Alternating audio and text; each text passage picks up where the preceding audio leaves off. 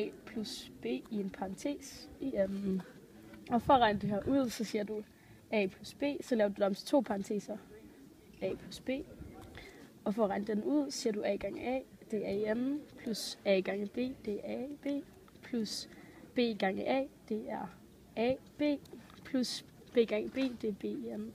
Og så reducerer den, og det hedder så A i anden plus A2AB plus B i anden. Kvadratsætning nummer 2.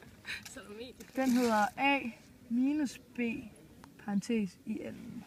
Og for at man kan regne den ud, så skal man også tage 2 parenteser. Og så først siger man så A gange A, det giver A i anden. Så siger man A gange B minus B, det giver minus AB. Og så minus B gange A, det giver minus AB. Og så minus B gange minus B, det giver plus B i anden. Og så reducerer man den til A i anden plus B i anden minus 2 AB.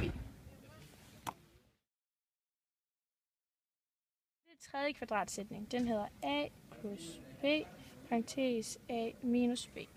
Og for at vi kan komme videre her, så skal vi gange parenteserne ind i hinanden, og så siger vi A gange A, det er A i anden, og så siger vi A gange minus B, det er minus AB, og så siger vi B gange A, det er plus AB, og så siger vi B gange minus B, det er minus B anden. Og så reducerer vi, så det kommer til at give A i anden minus AB. Nu er det så den første kvadratsætning igen. Den ser sådan her ud, som vi alle sammen godt ved. A plus B i anden. Og fordi at vi skal regne den ud, så skal vi sætte det i 2 parenteser. Og det gør man sådan her. Ja, og så kan vi jo bare begynde at gange. Så giver det A i anden plus AB. Og så plus AB plus B i anden.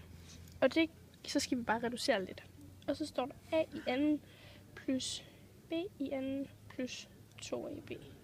Og det var så sådan, man gjorde. Nu er det så den første kvadratsætning igen. Den ser sådan her ud, som vi alle sammen godt ved. A plus B i anden. Og fordi at vi skal regne den ud, så skal vi sætte det i 2 parenteser. Og det gør man sådan her.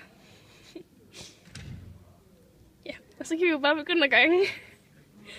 Så giver det A i anden plus AB.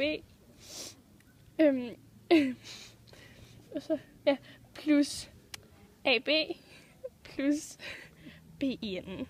Og det, så skal vi bare reducere lidt. Og så står der A i anden plus B i anden plus 2AB. Og det var så sådan, man gjorde.